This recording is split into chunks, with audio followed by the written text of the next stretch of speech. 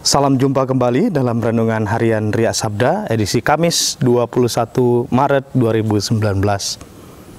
Judul renungan kita pada hari ini adalah Jurang yang tak terseberangi.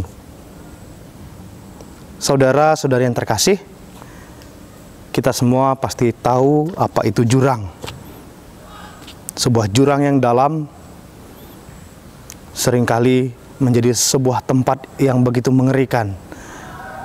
Jurang juga ingin mengatakan bahwa sebuah tempat itu memisahkan dari satu daratan ke daratan yang lain, sehingga seseorang tidak dapat menyeberang dari satu sisi ke sisi yang lain. Kalaupun dapat menyeberang, itu akan sungguh sangat susah sekali. Jurang, singkat kata, memutuskan sebuah relasi antara satu sisi dengan sisi yang lainnya. Injil pada hari ini juga mengisahkan tentang hal ini. Kita mendengar kisah yang sangat terkenal dalam kitab suci, bagaimana orang kaya dan Lazarus. Setelah mereka mati, orang kaya itu masuk ke neraka, sedangkan Lazarus bersama Abraham masuk ke dalam kerajaan surga. Lalu orang kaya itu meminta agar Lazarus mencelupkan tangannya dan memberikan sedikit air saja, karena ia sangat kehausan. Tapi yang menjadi permasalahan ialah di antara Lazarus dan si kaya itu terbentang sebuah jurang yang tak terseberangi. Saudara-saudari yang terkasih, dari mana jurang ini berasal? Kita tahu bahwa semasa hidupnya ada perbedaan yang sangat signifikan antara Lazarus dan si kaya. Si Lazarus harus mengemis, sementara si kaya bisa dengan mudahnya berpoya-poya. Dari sinilah jurang itu berasal. Mengapa saat sesudah kematian si kaya dan si Lazarus itu terbentang sebuah jurang?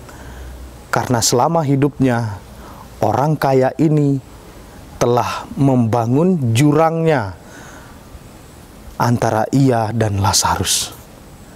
Lazarus ada di depan matanya, tapi dia sungguh tidak peduli. Ia memutuskan relasinya dengan Lazarus. Ia membangun jurang yang luas semasa hidupnya, sehingga jurang itu nampak nyata ketika ia sudah mati. Nah, saudara-saudari yang terkasih, renungan yang baik atau hal yang baik untuk kita renungkan pada hari ini ialah bagaimana hidup kita. Akankah dalam kehidupan sehari-hari kita juga membangun jurang bagi saudara-saudari kita yang ada di sekitar kita?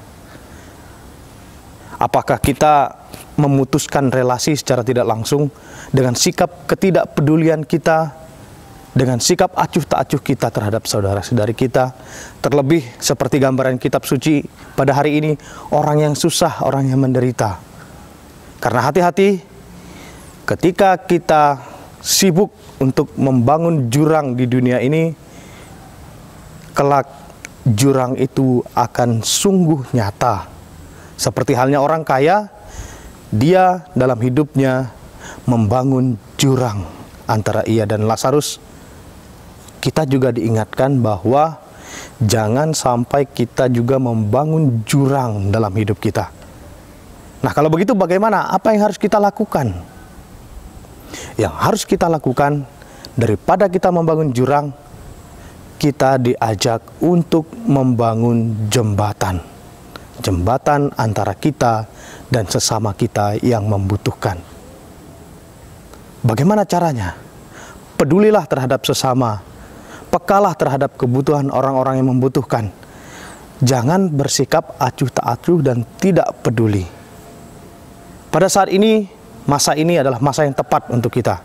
Karena pada masa ini adalah masa prapaskah, kesempatan yang baik bagi kita semua untuk membangun jembatan cinta kasih antara sesama kita.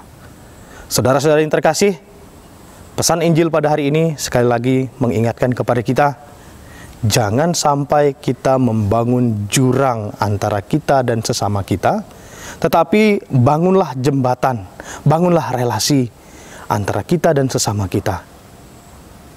Karena apa yang kita bangun di dunia, kelak juga akan nyata.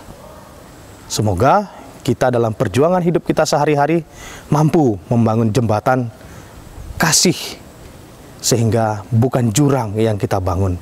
Karena sesama kita adalah Allah sendiri yang hadir dalam kehidupan kita. Kiranya sabda Tuhan pada hari ini menguatkan kita, meneguhkan iman kita.